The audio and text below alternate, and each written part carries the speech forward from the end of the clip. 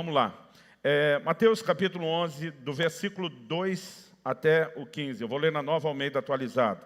O texto sagrado diz assim: quando João, no cárcere, ouviu falar das obras de Cristo, mandou que seus discípulos fossem perguntar: você é aquele que estava para vir ou devemos esperar outro?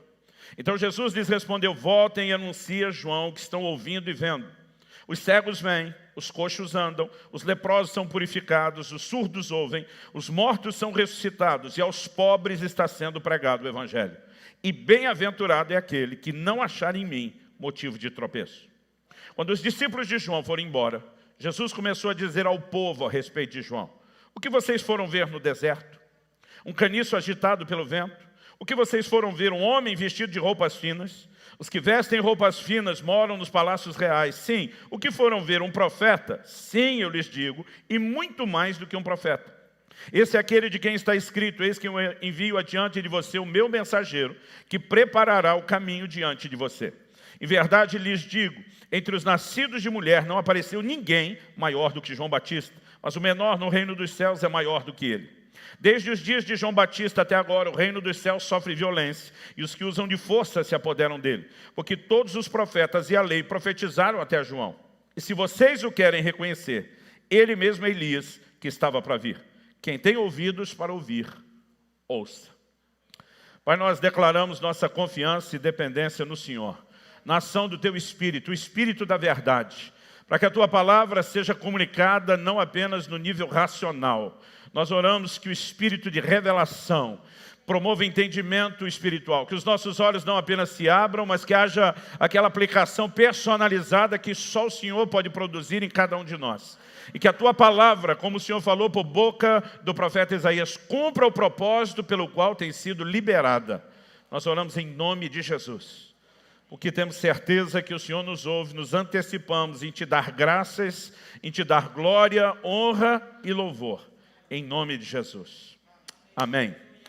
Bom, eu quero tomar esse episódio de um gigante espiritual como João Batista, de quem Jesus diz não tem para ninguém, no reino não tem ninguém maior do que ele. No entanto, a Bíblia está nos apresentando aqui um momento de fragilidade. João, aquele mesmo João que anunciou Jesus como o Cristo, o Filho de Deus, o Cordeiro de Deus, agora está diante de um dilema. Manda seus discípulos perguntarem: o Senhor é aquele mesmo ou devemos esperar outro? Muitas vezes eu e você achamos que incredulidade é algo que atinge apenas uma pessoa que nunca exerceu nenhum tipo de fé, que nunca creu em coisa nenhuma. Mas a verdade é que alguém que já se moveu num alto nível de fé, pode muitas vezes estar enfrentando dúvidas pesadas e vai ter que lidar com a incredulidade. Mas o que eu quero explorar não é a fé de João Batista nesse momento, mas diante da sua crise, a forma como Jesus trata com ele. Isso é um tema que eu posso dar essa mensagem hoje, é como Deus nos vê, ou se você preferir, como Deus nos avalia.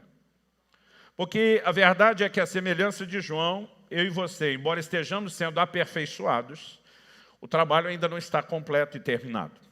Nós ainda necessitamos de crescimento, de avanço, de transformação, e ainda teremos que lidar com a realidade de falhas. Mas talvez uma forma correta de saber como olhar para nós mesmos venha a partir do conceito bíblico de como o próprio Deus nos vê. Hoje em dia, no mundo e no ambiente dos coaches, se fala muito sobre crenças limitadoras. Que a maioria das pessoas não sabe que isso é um conceito muito antigo, né? E que, na verdade, remonta às Escrituras. Eu costumo repetir que o entendimento errado vai te levar a uma crença errada, e a crença errada vai te levar para o lugar ou destino errado, o resultado errado.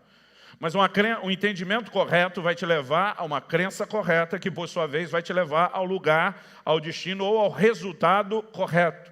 Então, obviamente, nossa visão precisa ser pautada por aquilo que a palavra de Deus diz. E tem 3 aspectos bem distintos nessa história que eu queria destacar. O primeiro deles é aquilo que é óbvio: a fraqueza e a limitação humana, mesmo na vida daqueles que servem a Deus. Mas, em segundo lugar, é a consideração por Jesus, da parte de Jesus, do que eu vou chamar dos 2 lados da moeda. Porque se por um lado ele manda os discípulos de João de volta, e através dele Jesus dá o que eu chamaria de um enquadro no João, né? Ele diz, bem-aventurado aquele que não achar em mim causa de tropeço. Outra tradução diz que não escandalizar em mim, né? Ele manda uma mensagem dizendo, vocês contem para ele exatamente o que é que vocês estão vendo eu operar, e o fato de que o evangelho está sendo pregado aos pobres, porque havia dúvida sobre ele ser ou não ser o Messias. Mas apesar de Jesus não prestar atenção no João naquele momento, ele faz isso no nível pessoal. Ele fala isso só para os mensageiros que vieram. Ele diz, leve a mensagem. Quando ele vira para a multidão, ele passa a falar bem e não mal de João. João acabou de demonstrar um momento de inconstância. Jesus vira e pergunta, o que é que vocês saíram para ver? Um caniço agitado pelo vento, que é justamente um conceito bíblico que reflete a ideia de inconstância. Jesus diz, não. Mas João Batista não acabou de ser inconstante? Sim. Um momento não define quem é uma pessoa. Ou como a gente costuma dizer, você não pode avaliar um time por uma partida. Tem que ser pelo campeonato todo. Jesus está dizendo, nessa partida, João jogou mal pra caramba. Mas o time não é o que nós vimos nessa partida. Então, ele não apenas leva em consideração os dois lados, mas eu quero mostrar para você, em terceiro e último lugar, que ele dá muito mais ênfase ao aspecto positivo do que ao negativo. Ele, portanto, não vai deixar de reconhecer o negativo, porque sem esse reconhecimento não existe aperfeiçoamento. No entanto, a maior ênfase, como eu quero te mostrar, no discurso de Jesus em público, é colocada em cima do aspecto positivo e não do aspecto negativo. Qual é a ideia principal do que eu quero comunicar? Erros precisam ser reconhecidos, confrontados, porque senão nunca haverá crescimento. Mas eles não podem nos definir.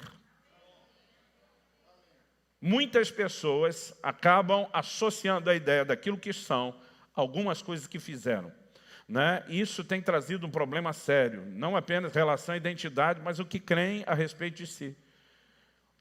Não podemos, momento nenhum, negar a nossa limitação e o quanto precisamos crescer, o quanto necessitamos de aperfeiçoamento.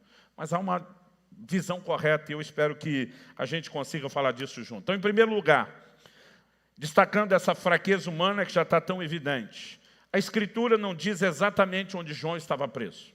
No entanto, é meio que um consenso comum, né, nos escritos antigos, na tradição, de que ele estava preso na fortaleza de Maquerós. Esse mesmo João Batista, né, a gente vê um contraste enorme entre o início e o fim do seu ministério. Embora num momento específico, quando os seus discípulos estão em crise, olha, Jesus está fazendo mais discípulos, batizando mais gente, ele está lá dizendo, convém que ele cresça, eu diminua, ele sabia do caráter temporário do seu ministério. Ele, nesse momento, na prisão, ele está em crise. Quando Cristo aparece, e eu não sei se você lembra os detalhes da declaração lá de João capítulo 1, mas eu queria ler do verso 29 a 31. Quando Cristo aparece em público, no cenário, depois do batismo, o testemunho de João sobre Jesus é contundente. Em João 1, de 29 a 34, nós lemos o seguinte, no dia seguinte, vendo que Jesus vinha em sua direção, João disse, eis o Cordeiro de Deus que tira o pecado do mundo. Este é aquele a respeito de quem eu falava quando disse, depois de mim vem um homem que é mais importante do que eu, porque já existia antes de mim. Eu mesmo não o conhecia, mas vim batizando com água, a fim de que ele fosse manifestado a Israel.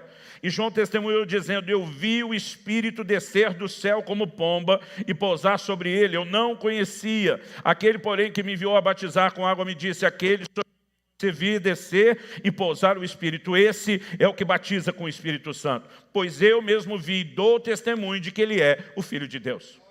João Batista não tinha dito, eu acho que pode ser ele. Ele diz, eu vi o Espírito descer como pomba sobre ele. Quem me enviou disse que esse seria o sinal para eu reconhecer. Então, esse é o Cordeiro de Deus. Esse homem vem debaixo de uma revelação, de uma convicção, né? Toma toda a sua credibilidade e abre as portas como precursor, como mensageiro, né? Que vai apresentar e introduzir Cristo e o seu ministério à nação de Israel. Agora, esse homem que teve toda essa convicção, agora está não só preso, mas com dúvidas. E sabe, é muito fácil às vezes a gente apenas julgá-lo pelas dúvidas. Mas eu gosto de ler a Bíblia tentando me colocar sempre dentro da história. Não apenas o cenário, o contexto geográfico, cultural, mas muitas vezes trocando de lugar com as pessoas. E um dia desses eu estava tentando imaginar tudo que pudesse a partir desse texto. E num dos momentos estava consultando vários tipos de comentários bíblicos para ver o que todo mundo fala. Me chamou a atenção algumas observações de um grande mestre nosso da igreja brasileira, Hernandes Dias Lopes, no seu comentário expositivo do Novo Testamento. Ele elenca algumas possibilidades que podem ter contribuído para as dúvidas de João Batista. E eu anotei elas aqui. Em primeiro lugar, ele pergunta como conciliar as maravilhas que Jesus opera com a dolorosa situação que o atinge. Embora Jesus operou milagres na frente dos seus discípulos e mandou eles contarem, a verdade é que o processo lá no cárcere de João começa quando chega a notícia dos milagres que Jesus está operando. Então, os milagres não eram necessariamente a novidade. Mas como conciliar isso, né, com a dolorosa situação que o atinge? Segunda pergunta, como conciliar o silêncio de Jesus com a urgente necessidade do seu precursor? Terceiro lugar, como conciliar a não intervenção de Jesus, no seu caso, na prisão, com a mensagem de juízo que ele mesmo anunciara sobre o Messias? Quando você lê o Novo Testamento, você percebe que a expectativa inicial dos judeus era de que o Messias viesse não como um salvador espiritual, mas natural. E de repente Jesus não está fazendo nada a seu respeito e nem contra Roma, né? A situação não parece mudar. Em último lugar, ele diz, a dúvida de João é alimentada não pelo calabouço, mas por expectativas não correspondidas. E de repente, a partir das suas expectativas de intervenção pessoal, ele começa a olhar e avaliar o reino de Deus. Tem muita gente vivendo isso hoje em dia. Eu chamo de a teologia da experiência. Se ele tem uma experiência extraordinária, ele crê a partir da sua experiência. Mas se não tem, ele crê a partir da falta dela. Nenhuma, nem outra coisa é correta. A nossa fé é alicerçada no que Deus diz, no que a palavra de Deus diz. E quando as circunstâncias não se alinham, nós vamos nos posicionar sempre acreditando que o que Deus falou está falado. Essa é a verdade e ponto final. Mas muitas vezes nós permitimos que isso nos chacoalhe. Ao longo da história bíblica, nós vamos encontrar declarações como a de Tiago 5,17, de que Elias era homem semelhante a nós, sujeito aos mesmos sentimentos. Gente, a verdade, eu quando olho para Elias, eu fico definindo esse camarada como um bipolar. Uma hora está fazendo descer fogo do céu, vê a nação cair de joelhos gritando só o Senhor é Deus, é um dos maiores cenários de avivamento do Velho Testamento, mas daqui a pouco esse cara está fugindo, né, de Jezabel. Primeiro a Bíblia diz que ele foge para salvar a vida, depois de salvar a sua vida, ele diz para Deus que quer morrer. Né? Pensa num camarada que tinha emoções intensas, altas e baixas. Só que a Bíblia está dizendo que ele era semelhante a nós. Em outras palavras, como dizia nossos pais, farinha do mesmo saco. Se ele era bipolar, eu e você temos uma inclinação natural, humana, a ter o tipo de comportamento e propensão que ele. Agora, o que eu e você precisamos ter certeza é que não importa se estão vivendo um alto ou um baixo emocional, o Senhor está conosco sempre. Eu gosto quando no Salmo 139 o salmista diz, né, se eu subir às alturas, o Senhor está comigo. Se eu fizer minha cama lá no abismo, o Senhor está comigo. Nos altos e baixos Ele está com você e isso é que interessa. Não é o pico de emoção, é a promessa dele de que estaria contigo e nunca te deixaria. Mas muitas vezes as pessoas passam a avaliar se o Senhor está ou não com eles a partir da crise. Jeremias teve uma crise tremenda a ponto de amaldiçoar o dia do seu nascimento. O apóstolo Paulo afirma em 2 Coríntios 1,8, mas aqui a atitude dele foi positiva e não negativa, mas ele reconhece o nível de batalha. Ele diz o seguinte, não queremos, irmãos, que vocês ignorem, outra tradução diz, fiquem sem saber que tipo de tribulação nos sobreveio na Ásia. Ele diz, foi algo acima das nossas forças, a ponto de perdermos a esperança até da própria vida. Graças a Deus a mensagem não termina aqui. Mas ele fala que o Deus que ressuscita os mortos o livrou, ele diz, e continuará a nos livrar. Né? Mas mesmo tendo um posicionamento de não desistir, ele diz, houve um momento onde as emoções quase sucumbiram. Ele diz, foi além das forças. A questão é como vamos reagir diante desses momentos. Jesus manda uma mensagem, aqui eu quero começar a falar a respeito dos dois lados da moeda, dizendo, bem-aventurado é aquele que não achar em mim motivo de tropeço. Não importa o que você enfrentemos, não importa o que a gente venha sentir, Deus nunca é responsável por nossos problemas, Ele é quem nos sustenta, é quem intervém. Esse ponto de vista nunca pode ser confundido. Mas Jesus aproveita para dar o enquadro no João e dizer, ei, você precisa ficar firme e não negociar suas crenças e convicções. Assim como eu e você, dia a dia, também precisamos disso. Ele não ignora nossas faltas, não quer que as ignoremos. Outro dia alguém falou, pastor, a gente tem uma dificuldade enorme de ver os nossos erros. Eu falei, se você usar a expressão nosso, eu concordo. Se você fala dificuldade de ver erro, eu discordo. Porque o cisco no olho do irmão a gente vê de longe. O que a gente não vê, de acordo com Jesus, é a trave no nosso. Talvez seja por isso que no Salmo 19, 12, o salmista diz, quem há que possa discernir suas próprias faltas? Purifica-me ou absolve-me das que me são ocultas. Ele está dizendo, eu não dou conta de enxergar isso. E eu preciso que o Senhor trabalhe em mim. Agora, seria muito fácil a gente apenas orar e dizer, Senhor, eu não enxergo, vai trabalhando. A forma como Deus trabalha normalmente depende de uma exposição. O anjo de Deus pega uma brasa do altar, toca a boca de Isaías com aquela brasa. Por quê? Por causa de uma oração que Isaías fez. Eu sou um homem de lábios impuros. Outro dia alguém falou, pastor, qual o mistério do toque na boca? Eu falei, não tem mistério. Ele falou, meu problema é na boca. O Senhor colocou a brasa na boca. Se ele tivesse dito, sou um homem de olhos impuros, talvez teriam vindo 2 brasas para os olhos. A verdade é que Deus só pode trabalhar aquelas áreas das nossas vidas que nós reconhecemos. Então essa é a razão pela qual Deus muitas vezes vai expor limitações e fraquezas. Não para trazer um peso de culpa, não para trazer condenação, né? Aliás, você vai perceber que logo depois de expor o problema de Isaías numa revelação, existe a santificação e Deus permite que ele ouça, quem enviarei, quem há de ir por nós. Em outras palavras, Deus está dizendo, não estou mostrando o seu problema para desqualificá-lo. Estou mostrando o seu problema para que eu possa aperfeiçoá-lo e então eu possa usá-lo e enviá-lo. Né? Agora, essa perspectiva de que Deus precisa expor não pode ser negada. Anos atrás, no início do meu ministério, comecei a pastorear em 93.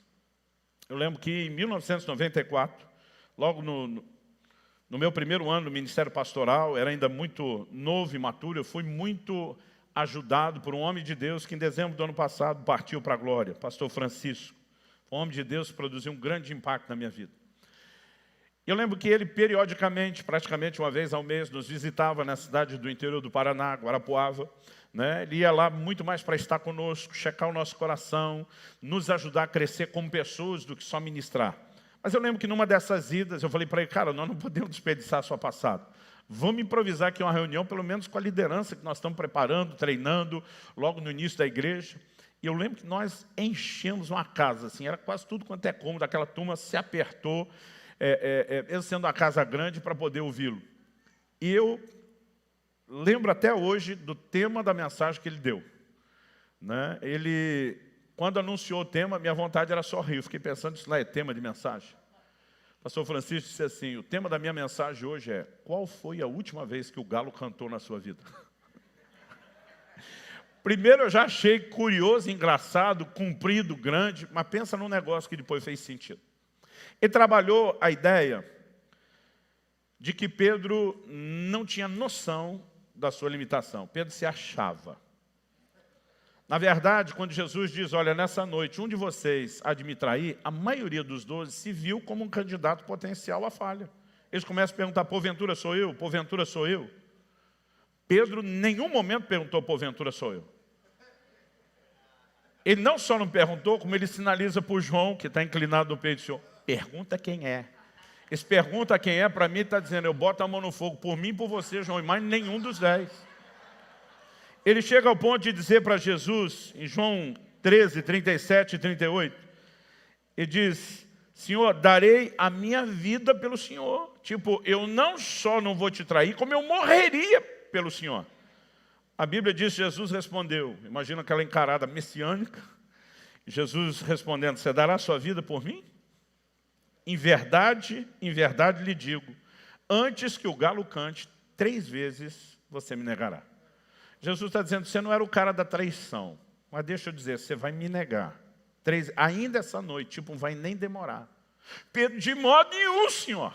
Mas nós conhecemos a história. Quando Jesus é preso no Getsêmani, a gente tem que dar o desconto, o Pedro até tentou. Ele decide ajudar, ele puxa a espada, corta um pedaço da orelha de Malco, servo do sumo sacerdote. Cá entre nós, eu não acho que ele queria a orelha quando deu o golpe. Eu não sei se eu que assisti muito filme de gladiador, Mas eu teria ido no pescoço, na jugular com o golpe. Imagina ele dando o golpe, o camarada no susto, no reflexo, na esquiva. E tudo que ele conseguiu foi só arrancar um pedaço da orelha. Além do golpe mal dado, Jesus repreende, manda ele guardar a espada e ainda cura a orelha do cara.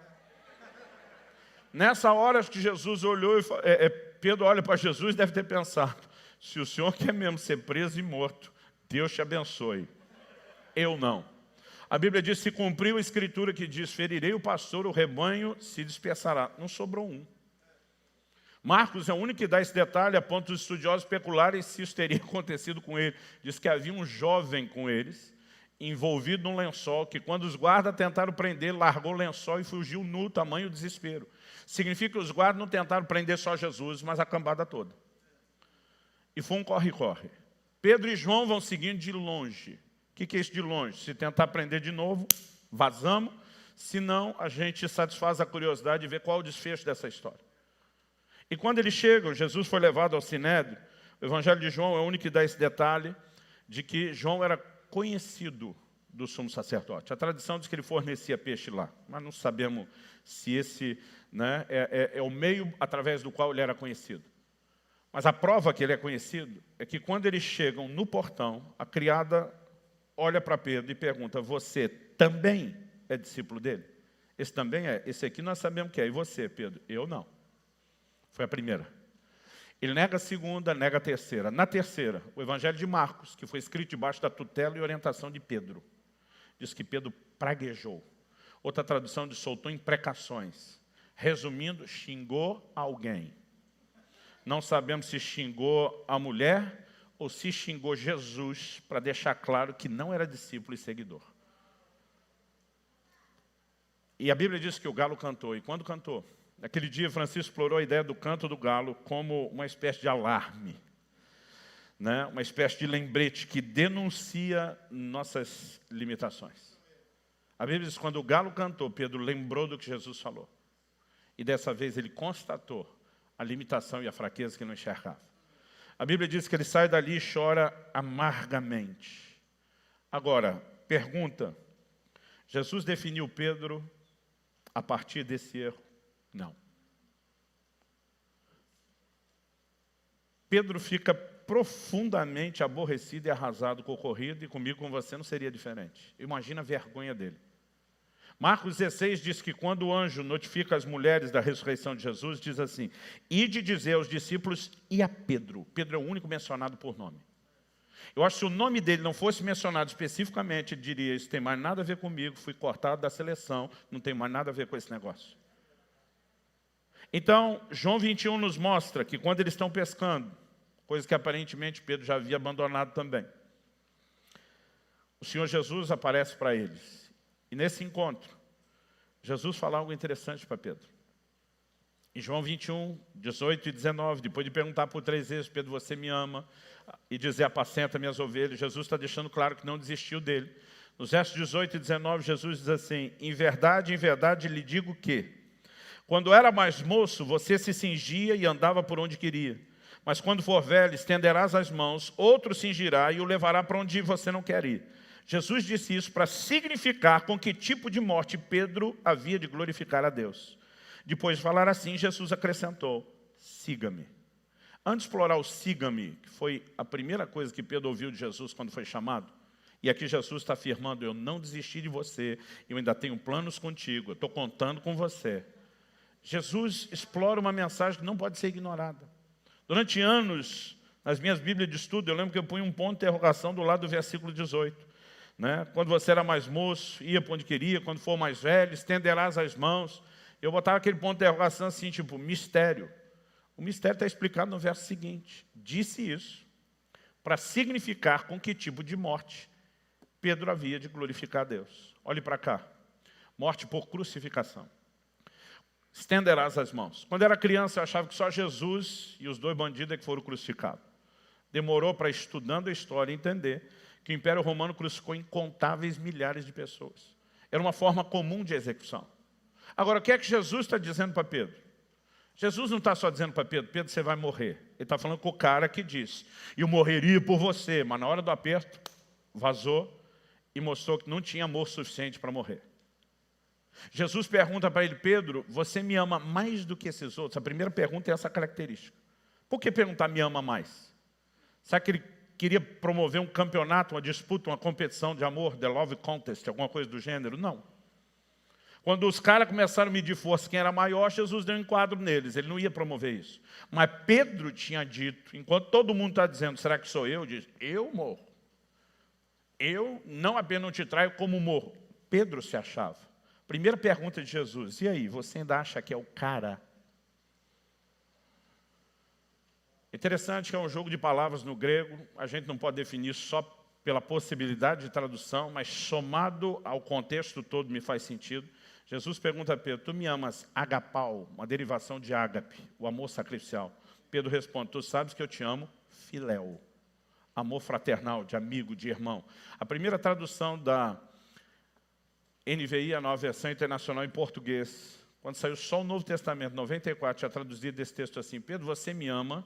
E a resposta estava, tu sabes que eu gosto de você. Imagina a moça perguntando para o rapaz, namorado ou noivo, benzinho, você me ama? Ele diz, eu te considero muito. Nós sabemos a encrenca que esse cara arrumou. Não é o que ela está perguntando, muito menos o que ela quer ouvir. Pedro estava dizendo, amar eu amo, mas não é aquela Brastemp, não é aquelas coisas. Não é o que eu achava que era. A segunda pergunta de Jesus, Pedro, tu me amas, agapau? Ele insiste, tu sabes que eu te amo, filéu.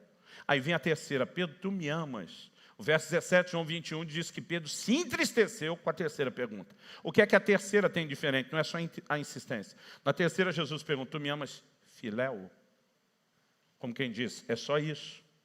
Pedro responde assim, tu sabes todas as coisas. O que está por trás de todas as coisas? Quando eu achava que é o cara, o Senhor já sabia que eu não era.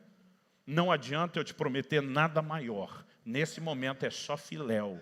Não tenho amor sacrificial. Não estou pronto para morrer por você. É depois dele admitir toda a limitação, agora Jesus vai dar uma boa notícia. O pastor está dizendo que vai morrer uma boa notícia? É. Ele está dizendo que quando você era mais novo, e aqui não é só idade cronológica, eu acho que tem maturidade envolvida, você se governava, mandava no nariz. Quando fores mais velho, aqui não é só idade cronológica, é maturidade. E diz, você vai estar pronto e vai alcançar o que você não tem agora. Você estará pronto para morrer por mim. Sabe o que Jesus está dizendo? Pedro, quando eu olho para você, eu não vejo só a falha do passado, nem a limitação de amor do presente. Eu vejo o crescimento do seu futuro. E o que está acontecendo aqui é extraordinário. Anos atrás, eu consegui entender esse texto por uma perspectiva interessante. Quando mudei para o Paraná, que é uma das grandes potências agrícolas aí do Brasil, eu saí do estado de São Paulo, onde me criei na selva de pedra, nasci e cresci na região do ABC paulista, mas me criei em Campinas, que é a segunda maior cidade do estado. Quando fui para o Paraná, foi um choque, caí logo no interior. Eu lembro que um irmão da igreja, logo no início, falou, pastor, o senhor tem que conhecer a nova cultura onde está inserido.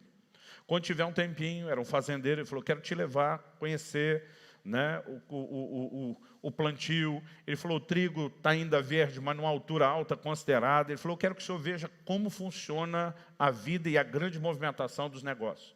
Eu lembro que um sábado pela manhã estava livre e eu acompanhei. Ele está andando, não fazia ideia de que aqueles campos de plantio fossem tão imensos, tão gigantes. E nós estamos andando no campo, na caminhonete dele, ele vai parando, colhendo amostras, me explicando qual é o trabalho, o que faz, como faz, mas eu estou agoniado.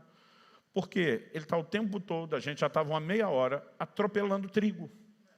Porque está passando com o carro em cima. Eu olho para trás, eu vejo aqueles dois rastros, né, onde os pneus passam do trigo no chão. E depois de uma meia hora, olhando aquele trigo no chão, sendo atropelado, eu falei para ele, você faz isso todo dia? Ele falou, todo dia. Eu falei, pelo menos essa meia hora. Ele falou, pastor, eu chego a fazer isso por 4 horas. Avaliar o campo. Quando ele falou isso, eu falei para ele, daqui a pouco não tem mais trigo. Você fica atropelando tudo todo dia. Ele começou a rir, mas ria com gosto e vontade. Ele parou o carro. Falou, pastor, desce. Falei, desço nada. Você me pegou lá na cidade, vai me devolver lá. Ele falou, desce para eu te mostrar uma coisa. Nós descemos, fomos atrás da caminhonete. Ele mostrou aquele rastro, aqueles 2 trilhos de trigo no chão. Ele falou, o senhor acha que isso não levanta? Eu falei, acho. Eu tenho certeza que não levanta. Foi um carro normal, pesa em torno de 1 tonelada, uma caminhonete dessa, pelo menos umas 2. Eu falei, como é que esse trigo vai levantar? Ele falou, pastor, olha para o lado esquerdo, lá de lá, ele me mostrou. Ele falou, tenta abaixar a cabeça e mirar na altura do trigo, porque ele cresce todo parelho. Ele falou, vê se o senhor vê alguma diferença no nivelamento. Eu fiquei olhando na direção que ele falou. Eu conseguia ver 2 carreiros, exatamente 2 carreiros, que eram mais ou menos 1 palmo abaixo dos demais. Ele falou, o senhor está vendo a diferença? Eu falei, estou vendo 2 carreiros. Ele falou, o senhor percebeu a largura do carreiro, a distância entre eles? Eu olhava atrás da caminhonete, olhava. Eu falei, você não está querendo dizer que passou ali e levantou? Ele falou, ali faz 2 semanas. Ele falou, olha para esse lado direito. Lá direito tinha mais de 2 palmos inteiros. Ele falou, ali foi semana passada. Quando eu vi aquilo, minha cabeça parece que explodiu. Tudo dentro de mim dizia, não, não, é impossível. Eu dizia para ele, não pode passar com a caminhonete, esse trigo levantar. Ele falou, pastor, enquanto está verde, levanta. Depois de maduro, não. Eu falei, é impossível. Ele falou, você quer saber como é impossível? Ele pegou, ajoelhou e fez assim. Para tornar impossível, eu faço com 2 dedos. E ele pegou um dos talos da cana do trigo que estava quebrado, e ele esmagou o lugar onde estava quebrado. Falou, agora é impossível, esse não levanta mais. Se esmagar, ele não levanta. Se só tiver quebrado, ele regenera. Na hora que ele falou isso pela primeira vez, eu entendi a profecia de Isaías. Não esmagará a cana quebrada e não apagará o pavio que fumega. O que o texto está dizendo, não importa o que te atropelou, ele não vai roubar de você a esperança de se reerguer. É assim que ele está lidando com Pedro. Ele está dizendo, Pedro, eu olho para o seu passado e vejo uma mancada enorme, você me negou.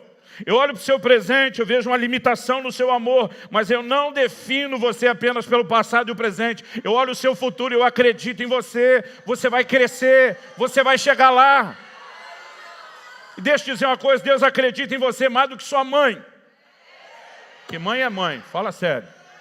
Ouvi uma história do menino que foi desfilar na parada militar e a mãe estava lá para assistir. O rapaz conseguiu a façanha de marchar no compasso trocado da tropa, o trecho todo. Quando todo mundo ia à esquerda, ele à direita, e ele foi invertido, a televisão acompanhou ele, não sei como acharam a mãe. E perguntaram, como a senhora se sentiu com seu filho marchando no compasso errado da tropa? Ele diz, meu filho não fez nada errado, quem estava errado era o resto da tropa. Que mãe vê tudo de bom, nada de ruim, mas deixa eu te dizer uma coisa, meu querido, Deus acredita em você mais do que sua mãe. Depois de despedir os discípulos de João Batista, Jesus vira para a multidão e diz, o que é que vocês saíram para ver? Um caniço agitado pelo vento? Eu imaginava que Jesus diria, pois é o que nós acabamos de ver. Ele diz, não. Agora, Jesus ia mentir? Não. Então a pergunta é, João Batista era fraco ou forte? Os dois. E tanto demonstrou força, como teve seu momento de fraqueza. A pergunta a ser entendida é, não é uma questão de reconhecer um e ignorar outro. É você enxergar os dois, mas saber como você define. Quando a gente fala da linguagem de fé, eu acho que não é difícil para mim e para você entender Romanos 8,18.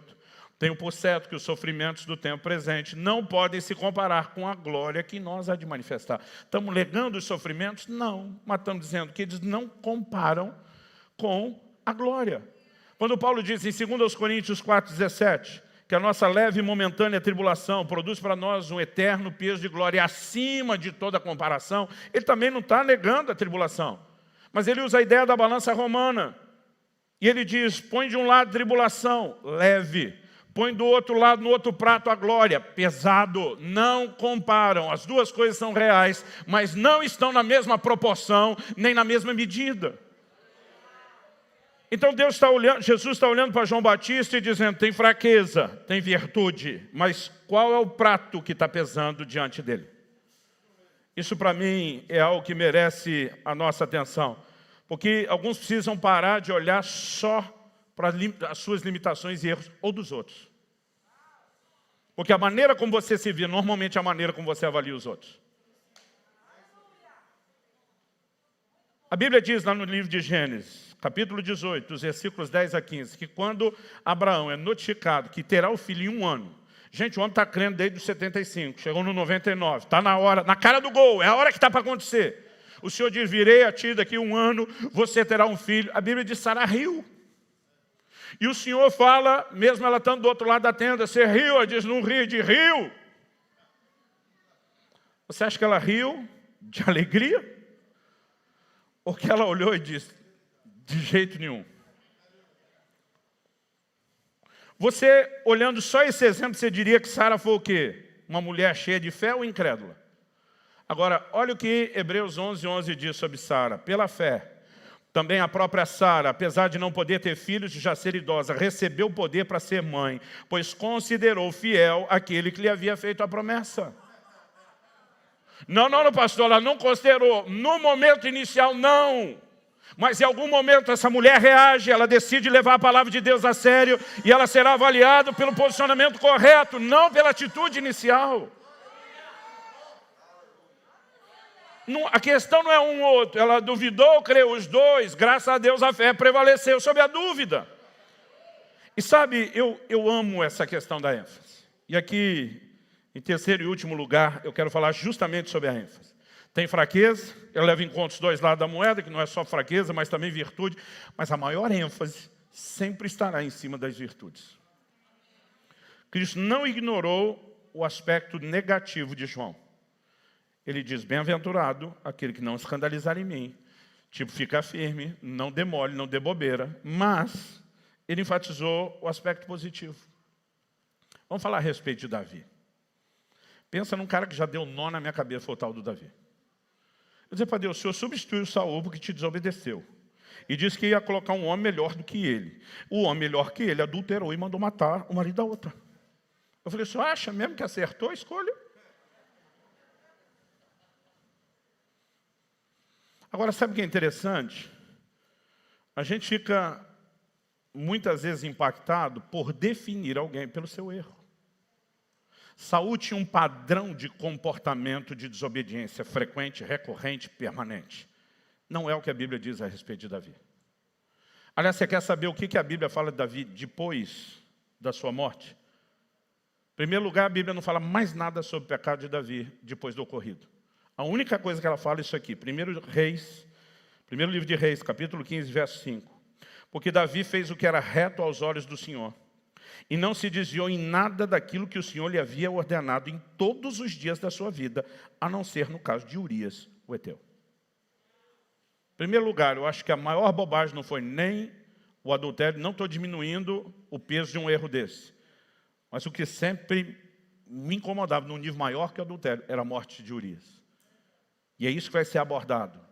Só que Deus trata isso como exceção, não como regra. Eu vou ler de novo. Davi fez o que era reto aos olhos do Senhor. Não se desviou em nada daquilo que o Senhor lhe havia ordenado em todos os dias da sua vida, a não ser no caso de Urias, o heteu. Deus está dizendo, isso foi exceção. Eu não vou avaliar o time por esse jogo. Durante todo o resto da sua vida, ele me obedeceu, ele me levou a sério, ele andou corretamente diante de mim. O que é que Deus está dizendo? Eu me recuso a avaliá-lo pelo erro. Aí você chega no Novo Testamento.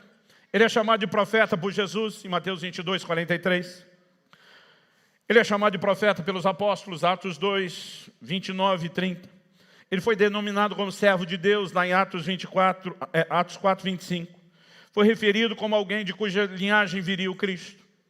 E o tabernáculo que ele levantou é o único que no Novo Testamento, na Nova Aliança, o Senhor diz, isso eu tenho saudade e quero de volta. Reedificarei o tabernáculo de Davi que está caído. A pergunta é como que nós olhamos para esse cara e o avaliamos e como Deus faz conosco. Anos atrás eu tive uma experiência que me fez repensar muita coisa. Tive a conversa com a minha esposa, na nossa casa, antes de irmos para uma reunião ministerial. Falei, meu amor, você é minha esposa, casada comigo, mas também é parte da minha equipe. O senhor tomou uma decisão, tentando resolver algo no seu departamento, sem conversar com o resto de nós. A sua decisão favoreceu você, ou o seu departamento, e criou um problema para vários outros. Estamos indo para uma reunião e eu vou ter que tratar do problema lá. Eu vou ter que tratar do seu erro diante dos outros. Então, não leve isso no pessoal. Separe as coisas. Estou avisando você como esposa. Aquilo não será um ataque a você. Mas eu vou ter que corrigir o que você fez. Quando eu falei assim, minha mulher falou, meu amor, seria sempre bem mais fácil para mim se você agisse dessa forma. Ela falou, aliás, vou aproveitar seu bom humor e dizer, sempre que tiver que me criticar, se você puder primeiro me elogiar antes, já me ajuda. E quando ela falou isso, eu já não gostei. Falei para ela, 99% do tempo eu só te elogio, não boto uma crítica para balancear, porque que na hora de confrontar eu vou botar um elogio. E eu lembro que eu falei para ela assim, não me peça para praticar essa psicologia barata. Ela só ficou quietinha, não falou mais nada, mas descobri depois que ela foi para o Disque Denúncia. Foi falar com Deus. Ela falou assim, eu me recuso a discutir isso com meu marido, isso é entre você e ele. Alguns dias se passaram, não sei quanto, mas eu estava orando. Eu lembro de um dia daquele que estava bem entregue, facinho. O Espírito Santo falou comigo, você me acusou de praticar psicologia barata. Eu levei um susto, falei, nunca. A única vez na minha vida que eu usei essa expressão foi quando minha mulher pediu para quando fosse confrontá-la ou corrigi-la, sempre elogiar primeiro.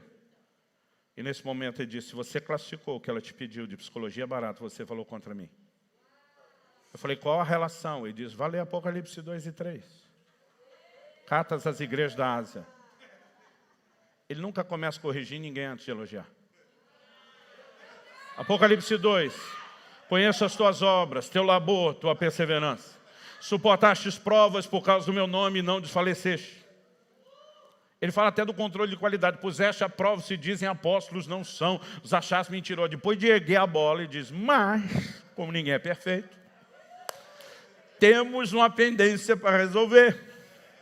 Tenho, porém, contra você que abandonasse seu primeiro amor.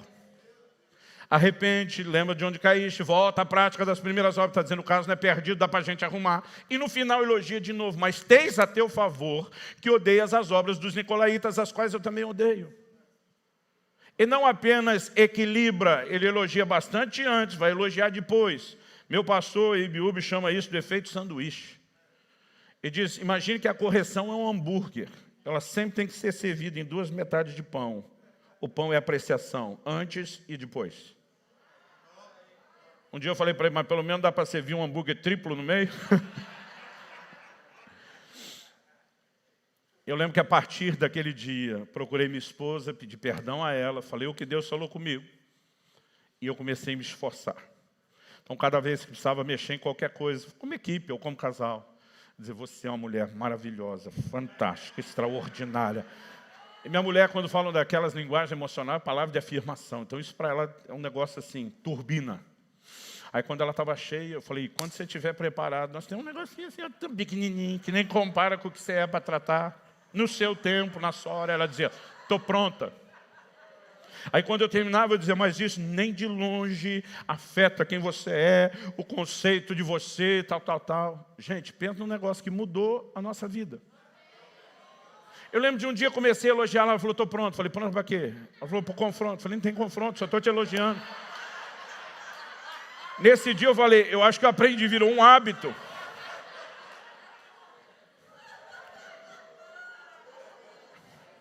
E todas as vezes que eu esqueci, tive uma recaída, eu vi que a coisa é complicada. Nós temos uma dificuldade com o confronto, em especial a cultura latina. Meu amigo Daryl Gringo sabe que na cultura dele, gente que não aguenta confronto é considerada fraca. Nós somos, gente, os latinos, nós temos muito mimimi. Não dá para negar. E a gente olha confronto como uma reprovação do que nós somos, não de algo que nós fizemos. É por isso que Deus tem todo esse cuidado. E deixa claro, o problema não é quem você é uma coisa que você fez.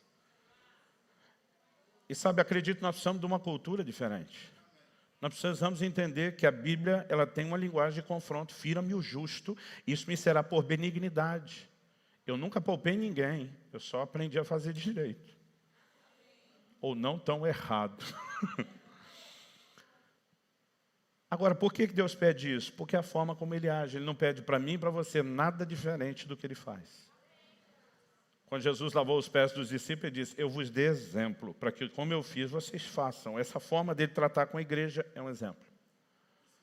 E vai fazer muito sentido quando a gente pensa na figura de um tribunal, que é muito usado na Bíblia, o fato de que Satanás é apresentado como acusador dos nossos irmãos. E Jesus tem a figura de um advogado. O advogado não defende a gente no sentido de dizer ele não fez nada de errado, ainda mais um advogado veraz. Mas sabe qual é o posicionamento dele? é não apenas defender o arrependimento e o fato de que o sangue nos cobre, mas de que ele não nos define em relação ao que somos, por causa de algo que fizemos. Pastor, por que é importante entender isso? Em primeiro lugar, eu e você não vamos crescer sem a exposição dos nossos erros. Mas precisamos entender que Deus não expõe os erros para nos acusar ou para nos avaliar, e sim para nos aperfeiçoar. Agora, se quando Ele começa a expor para aperfeiçoar, eu e você não olhamos para isso da forma correta, a gente desanima. Eu vejo muita gente sucumbir no processo, porque confunde um tratamento com o conceito de identidade. E o problema não é só a gente. Se nós não entendemos a maneira de Deus lidar conosco, nós vamos nos olhar de forma correta, nos avaliar de forma correta, e vamos olhar e avaliar os outros de forma correta. Se Amós 3,3 diz que não pode andar dois juntos se não estiver de acordo, se Efésios 5,1 diz que nós temos que ser imitador de Deus, esse é o padrão divino, então esse também deveria ser a maneira de nós nos olharmos e a maneira de avaliarmos os outros. Eu não estou dizendo que a gente vai usar isso como desculpa. Quando você olha a desobediência de Saul, não era uma partida, era o campeonato. Era um estilo de vida. Então, quando a gente fala de alguém que tropeçou, como Davi, em caráter de exceção, não apenas demonstra um arrependimento sério e profundo, mas na sua conduta, ele não pode ser avaliado por aquela única partida. Agora, muitas vezes, a gente se escandaliza de tal forma com o erro de alguém, e o resto da vida nós colocamos uma tarja, um rótulo, que é injusto. Porque não é a forma como Deus nos trata, nem como Ele deseja que nós tratemos os outros. Se nós vamos viver tudo que Deus tem prometido e construir tudo que Ele tem falado, nós vamos precisar da visão correta. Vamos ficar em pé para parecer que está acabando?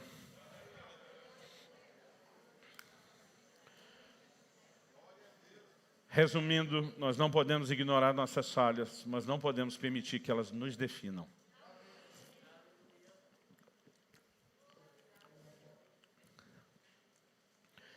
Eu e você não somos apenas o que vivemos até hoje. Nós estamos em obras, estamos sendo trabalhados, transformados de glória em glória. Há uma progressividade na vida cristã. Provérbios 4,18 diz que a vereda do justo é como a luz da aurora. Vai brilhando mais e mais até ser dia perfeito. Pastor, já chegou o dia perfeito aí? Não, mas estou brilhando muito mais do que lá atrás. Quando Paulo diz, esquecendo-me das coisas para trás ficam, estou avançando para estão diante de mim, está dizendo, não que eu tenha alcançado, não cheguei lá, mas também não estou onde estava. Quando a gente entende e compreende isso, vai fazer muita diferença na nossa vida e na vida de outros. Minha esposa, logo no início do casamento, ela dizia para mim, eu tenho uma sensação, usando a linguagem do futebol, ela dizia que você é uma espécie de olheiro no corpo de Cristo. Eu não sei se atualmente usa essa expressão, mas antigamente tinha aqueles caras que iam olhar quem que tinha o potencial. Era o olheiro. Eu às vezes dizia para ela, aquele ali vai ser um pastor. Ela ria. Aquele não. À medida que os anos foram passando, ela falou, o que você vê? Eu falei, em primeiro lugar, o discernimento profético é diferente de uma avaliação humana. E quando a gente tem a percepção do que Deus vai fazer, a gente precisa acreditar naquilo e cooperar. Quando Saul exerceu o seu reinado, toda vez que ele encontrava um homem valente, ele puxava para o exército. Saul só trazia perto de si pessoas prontas. Davi começa na caverna de Adulão, com um time de endividados, levianos, amargurados de espírito. Só gente quebrada. E levantou um exército muito mais poderoso que o de Saul. Davi não agregava só gente pronta. Ele via em todo mundo um potencial de desenvolvimento. E acredito que uma das razões pelas quais ele foi tratado com tanta misericórdia é porque, como disse Jesus, com a medida com que você mede, você vai ser medido. Ele não foi alguém que ao longo da história definia as pessoas pelos seus erros. E deu oportunidades. Em momentos que errou, ele errou até por excesso de oportunidades. Quando Salomão assumiu o trono, ele diz, vem cá, meu filho. Não deixa o Joabe descer a sepultura em boa velhice. Ele está dizendo, eu não tratei como deveria, eu dei mais espaço. má moral do que devia, você vai corrigir isso. Então, se houve excessos, foi até no sentido contrário. Eu creio que Deus vai levantar um exército extraordinário. Eu estou assustado com o tanto de gente que reagiu de forma negativa à pandemia. Gente, em 2000 anos de história da igreja, a igreja nunca emergiu mais fraca de uma crise, nunca. Nenhum cenário, perseguição que for, nunca, nunca. E você acha que agora vai ser exceção? É ruim. Ele disse, edificarei a minha igreja. Nós vamos viver um cenário de colheita sem precedentes. Alguns estão preocupados pela restrição, pela economia, pelo movimento, que ele nunca houve tanto despertamento nas pessoas para pensar sobre a eternidade ou a efemeridade da vida como agora. A maioria dos ministérios que acompanhamos estão vivendo o início de algo que acho que vai ser muito maior, uma colheita sem precedentes. E quando a coisa começar a acontecer, nós só vamos ver um exército diferenciado se conseguirmos não definir as pessoas pelas suas falhas. Eu espero que ninguém use isso como desculpa para viver falhando. Mas o entendimento correto vai nos ajudar, vai ajudar outros. Pai, nós suplicamos a ajuda do alto. Só o Senhor pode trazer a aplicação personalizada daquilo que estamos falando e conversando aqui. E nós oramos e clamamos por isso em nome de Jesus. Se o Senhor não vivificar Tua palavra, teria sido só um discurso, só uma palestra. E nós precisamos de mais do que isso. Abra os nossos olhos. Ajuda-nos a entender e absorver de tal forma a maneira como o Senhor nos vê e avalia. De maneira que isso também se torne o padrão pelo qual nos olhamos e pelo qual tratamos os outros. Um coração que não apenas estende compreensão, misericórdia e amor, mas que acredita nos processos de santificação e transformação. Que entende que existem processos de amadurecimento, que todos estamos avançando para nos tornar uma versão melhor da que somos atualmente. Dá-nos olhos de fé, dá-nos discernimento e percepção profética para tratar os nossos irmãos. Nós clamamos em nome de Jesus.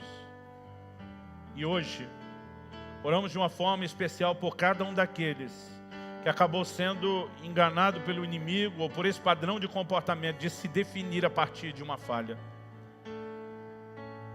Nós oramos que haja uma libertação na forma de se ver e de se definir.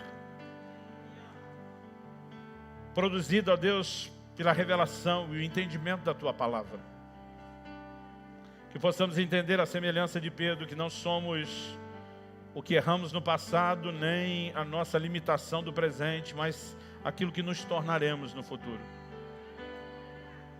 Aquilo que a maioria de nós vê como uma obra não concluída, o Senhor vê como certa e concluída. Queremos nos alinhar ao Teu padrão, à Tua mente, à Tua visão. E ser um povo que reproduz esse comportamento a nosso respeito e também a respeito do nosso próximo.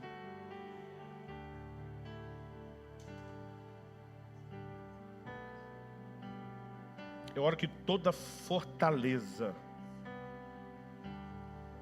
de uma mentalidade errada, de uma definição errada, que foi construída na vida de qualquer um dos meus irmãos nesse lugar e aqueles que nos acompanham pela internet.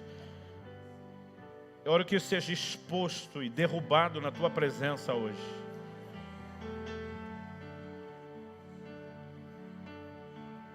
Em nome do Senhor Jesus. E que nos próximos anos, Senhor, em relação a tudo aquilo que o Senhor quer construir e edificar por meio dessa igreja e desse ministério, possamos, ao decidir nos ver e avaliar da forma correta como o Senhor faz, cooperar contigo, cooperar com os nossos irmãos, sem estabelecer limitações desnecessárias. E que venham os dias de cumprimento de tudo aquilo que o Senhor tem falado e prometido. E que venham dias de frutificação e multiplicação como nunca foram vividos. Nós oramos em nome do Senhor Jesus. Em nome de Jesus. Se você crê e concorda, diga amém. Se você recebe essa palavra, diga eu recebo em nome de Jesus. Aleluia. Glória a Deus. Glória a Deus. Glória a Jesus.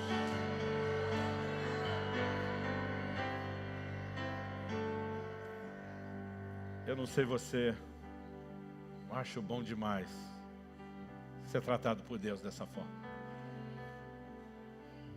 E depois dessa perspectiva, quando eu volto a me colocar no lugar de João Batista, eu fico dizendo, Deus, sem querer te diminuir com a definição humana, você é o cara.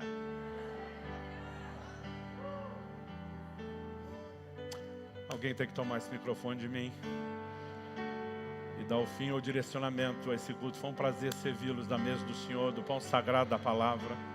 Deus abençoe e que venham os melhores dias de cada um de vocês e como igreja, em nome de Jesus.